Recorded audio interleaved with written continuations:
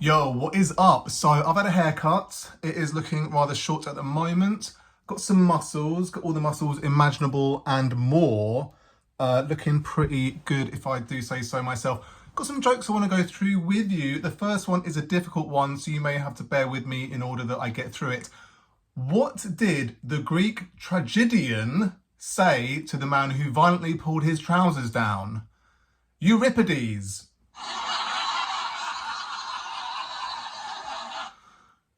Who was the most caffeinated pharaoh? Khafre.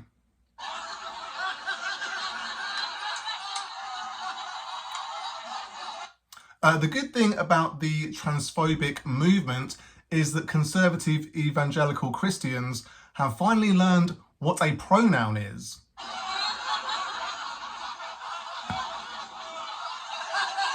Now, if only they could learn the difference between sex and gender.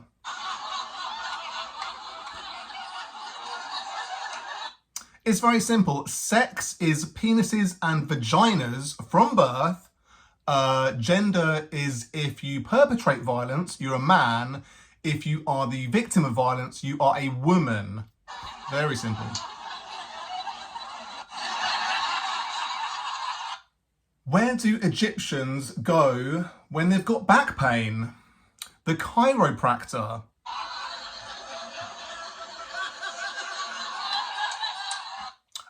What is the most dangerous type of car? A car bomb.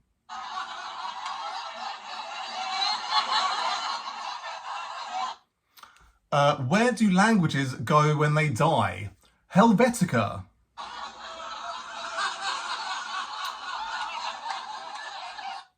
I've got 2 children, but we throw so much food away that I pretend I've got 3 children. The third kid is called Bin. He never complains or refuses food, doesn't cry or have tantrums. Come to think of it, he's probably my favourite child. The other day, my missus said that I don't give her enough space and she feels trapped, so I didn't move her from her night cage to her day cage.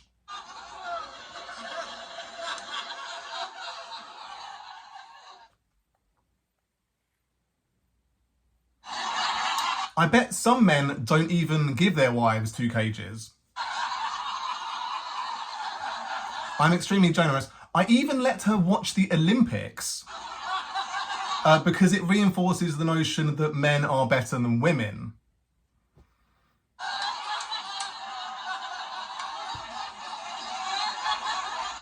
I enjoyed the opening ceremony controversy. Instagram was teeming with Christian men crying about their religion being lampooned.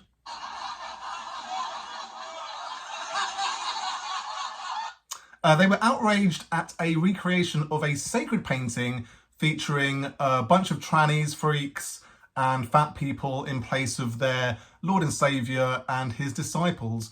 There were 2 problems with this indignation. One, The Last Supper is a painting by Leonardo da Vinci, a famously gay man, depicting 13 dudes the day before one of them is going to get nailed by a bunch of Roman soldiers. And 2, the opening ceremony was actually inspired by a completely different painting, The Feast of the Gods by Jan van Bijlet.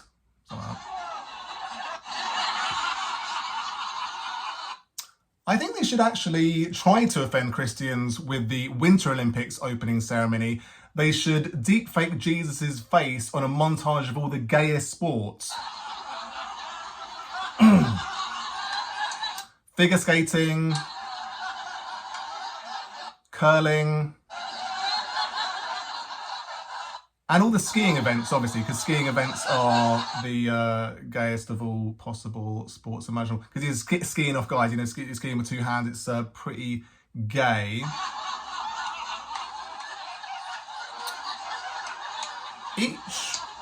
Each generation is hated and called lazy and entitled by the previous generation. The kids who played with a stick and a hoop back in the Victorian age were called spoilt by their parents. They were like, a stick in a hoop. Back in my day, all we had was a stick.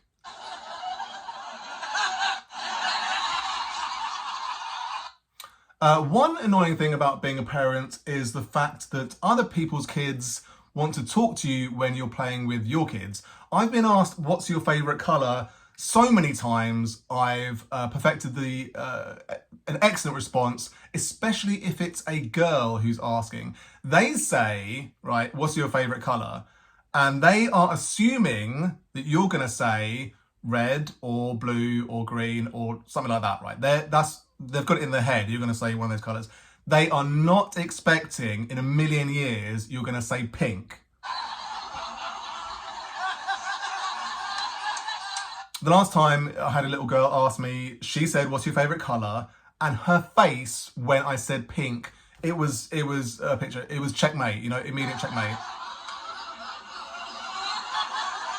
They never see it coming. All good jokes, I think you'll agree. Let's go back over them and in the meantime, look at the muscles again because I'm looking pretty lean at the moment. I don't know, I feel like I've got a good... I weighed myself this morning and I'm approximately 89 kilos, which is quite low for a gentleman of 6 foot and as big as I am.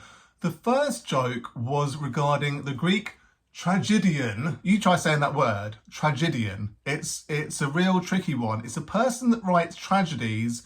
He wrote one called Electra, I want to say. He wrote a bunch, but his name was Euripides, which sounds like Euripides' trousers when you pulled them down, and I do not appreciate such activities in my vicinity. So I will slap you about your face with a some sort of gauntlet, and we will have a contest of skill to determine who is going to be the better man in this situation. Euripides. Who is the most caffeinated pharaoh? Caffrey, right, it's a good one because it sounds like cafe. It sounds like he is a real big exponent of coffee. He enjoys a lot of coffee. He was a gentleman, he was a pharaoh who built the second of the 3 pyramids of Giza. Been listening to some cool podcasts about ancient Egypt. I enjoy ancient Egypt, definitely one of the best periods in human history. Very enjoyable, lots of it. It goes on forever, but they're all interesting and fascinating, and I love it. And people don't know, historians don't know much about Khafre because it's so long ago and there's barely any record of what he did. But he definitely did that second pyramid, so good for him. The transphobic movement, it's a weird one. I feel like transphobes are so ill-informed and so ill-educated. They don't know much, but at least one thing they do know as a result of transphobia is the difference, the pronouns. They know pronouns, they know he, him, they, them, etc. But they hate people who don't use the pronouns that they think are normal. So how dare they do that? I doubt they know what a proper noun is. I doubt they know what a verb is. I doubt they know what a conjunction is. They don't know nothing. They be dumb and stupid and silly and moronic. But it would be good if they read some books, if they went onto Wikipedia, if they did a little bit of research, because they're always talking about do your own research when it comes to vaccinations, when it comes to global warming, when it comes to areas of, discourse where they have odd views, but they don't want to do the research when it comes to actually understanding the difference between sex and gender. So it's a weird one. I feel like it's pretty sick, but we are where we are. Where do Egyptians go when they got back pain? When I got back pain, I go to my chiropractor. Egyptians go to a chiropractor. It's like, yeah, the capital of Egypt is Cairo, right? I actually go to an osteopath. I don't go to a chiropractor. Made that up. But he's good. I've been to him much times. I haven't been to him in a long time because I feel like my back pain has been under control to a large extent for various reasons, mainly stretching, doing yoga, doing exercises that are going to strengthen my lower back, etc. But it's a play on words. I enjoy plays on words. Chiropractor. Enjoyable. What's the most dangerous type of car? If you hear that question, you may think a really fast car, a really big car that will smash you up real good. But I say car bomb to confuse your assumptions. And obviously, I feel like it makes sense that it's the most dangerous car, type of car, because it explodes.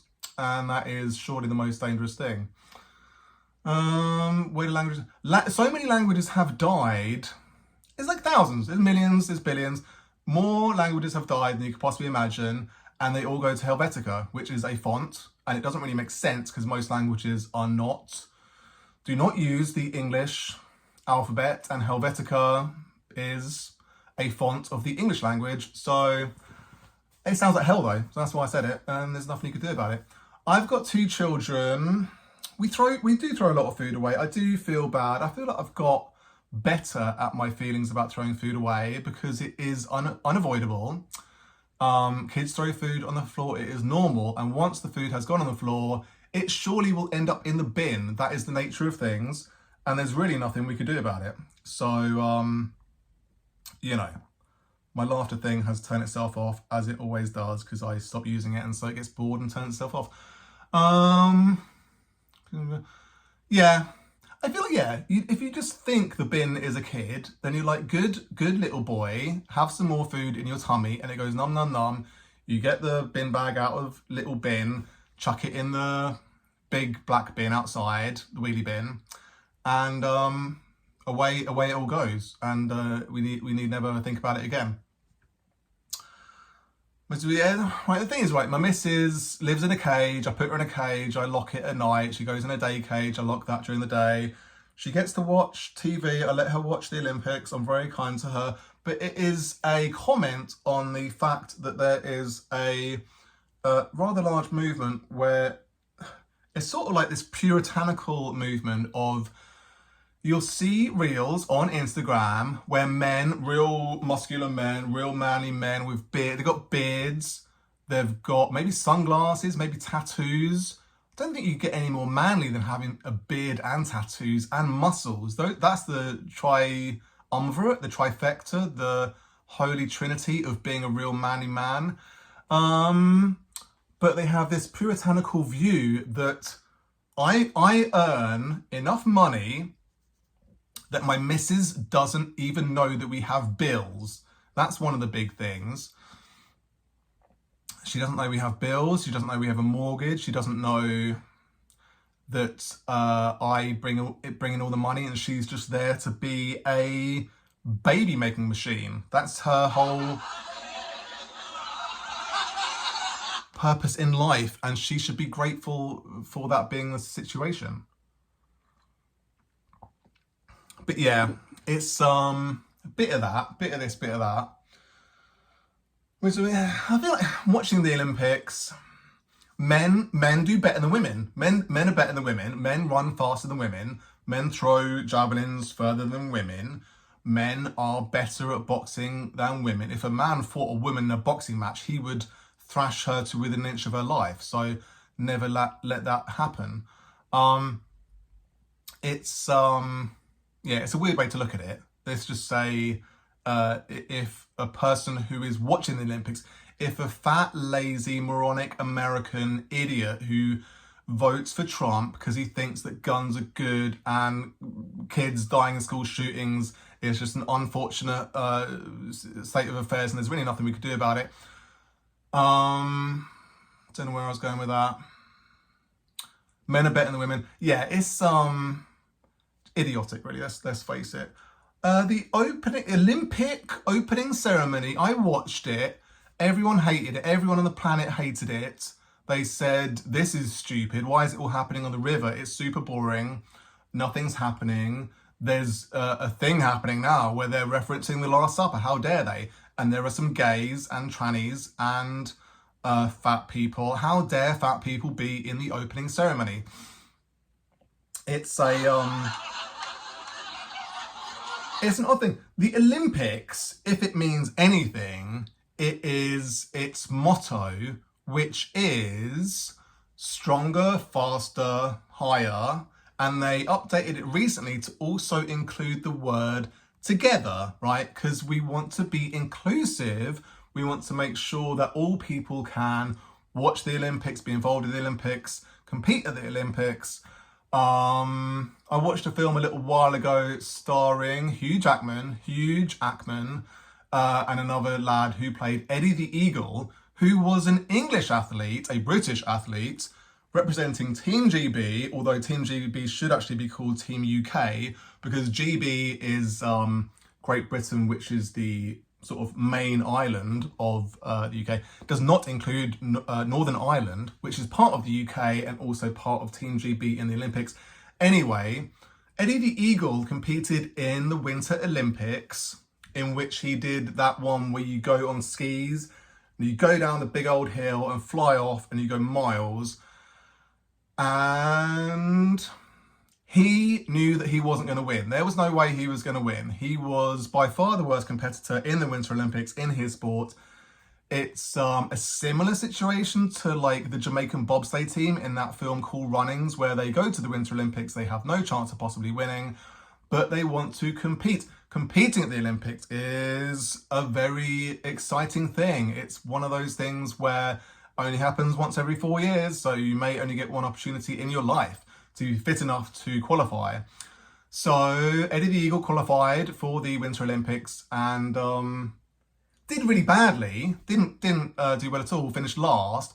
And in that film, because they have to cater to an American audience, they have to make it crystal clear, he has no chance of winning, has zero chance of winning, but the point of the Olympics, the motto of the Olympics is faster, higher, stronger, together, right? It's all about lifting everyone up together and making sure that people who are crap, who are never going to win, are also given the opportunity to go to the Olympics and compete, because competing is the important thing. If you love a sport, if you love flying down a hill and going off on skis and going as far as you can, that is worthy, if you can qualify, of going to the Olympics. And Team GB never did well at any Winter Olympic sport, basically.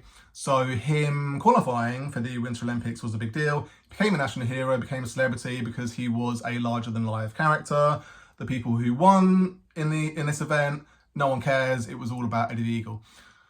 So that's all to say that the Olympics is about inclusivity, about people coming together of all different body shapes, of all different sexualities, of all different nationalities, of all different skin colours, everything else, ethnicities, to compete together in a lovely celebration of sport and culture and pursuits of physical, good stuff.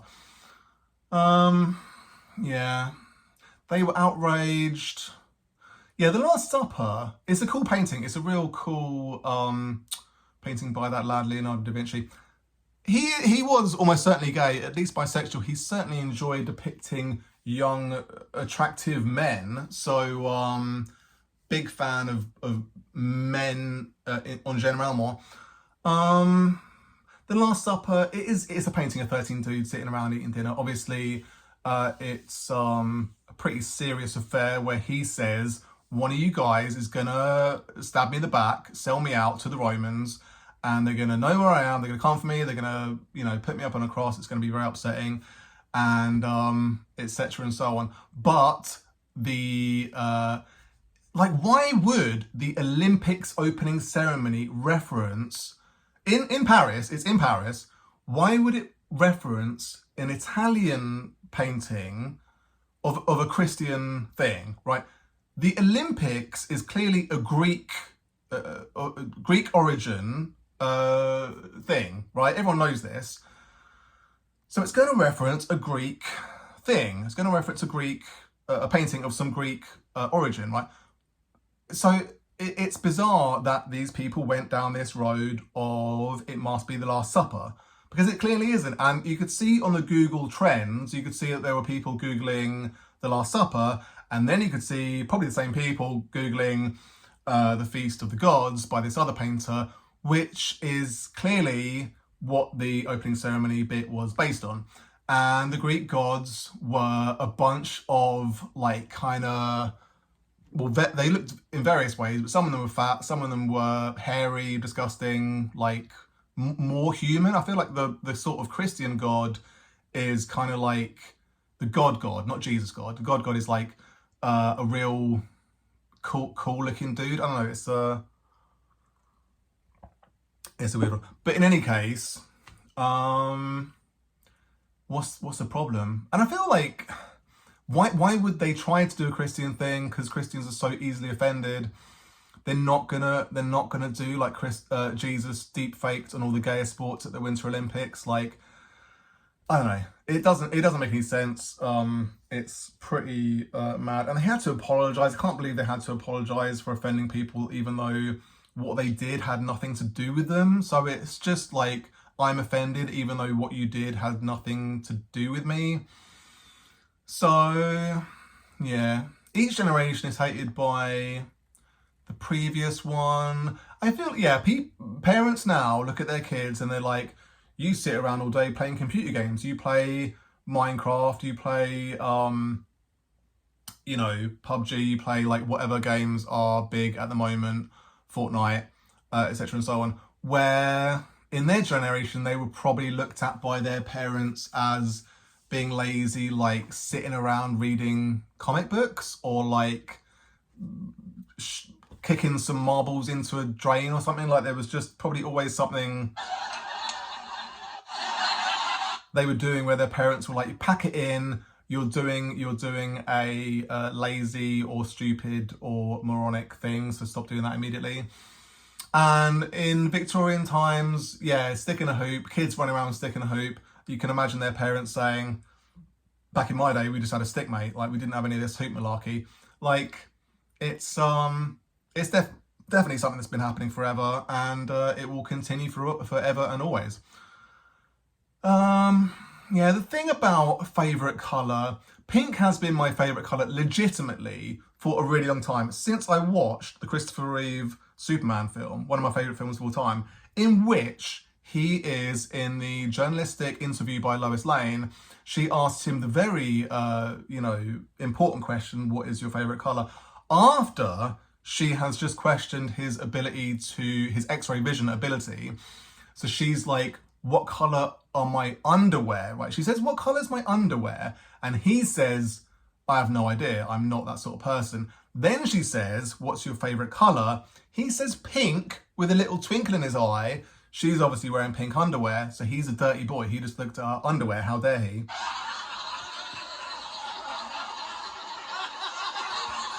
But I like pink as an answer because it's like a gay colour. Like, I'm straight. I'm a manly man. I can grow a beard if I wanted to. I shaved the other day and I've already got stubble. So what's that about? I could have tattoos on my body, but I don't want to have tattoos.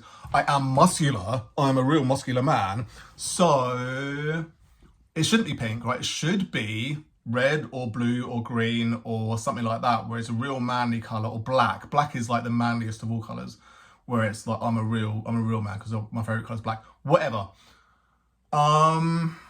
Never do they suspect that it's going to be pink. So it was in a soft play setting where my kid that I was with was playing happily, and this other kid came up to me, this little girl, she was like, what's your favourite colour?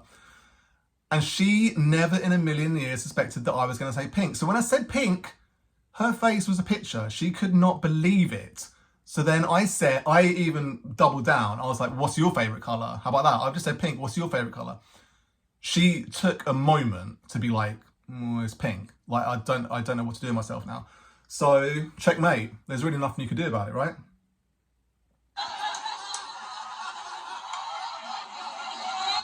So, those are all the jokes. That's my recap of them also. I hope you enjoyed this video. I've enjoyed making it. Not everything I say is funny, but every muscle in my body is gigantic and very impressive. So, that's all we can deal with, really.